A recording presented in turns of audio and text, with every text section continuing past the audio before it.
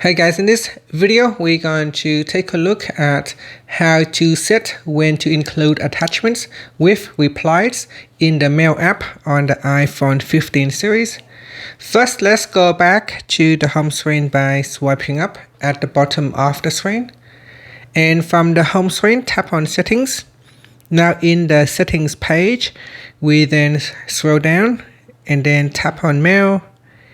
Next, scroll down to the Composing section and then tap on Include Attachments with Replies. Then from here you can choose Never when adding recipients, Ask, or Always. So select one of the options so you can force your Mail app to always ask you before including attachments with Replies, or when adding new recipients, or Never. After, you can tap on the back key or swipe up to go back to the home screen. And that's it. Thank you for watching this video. Please like and subscribe to my channel for more videos.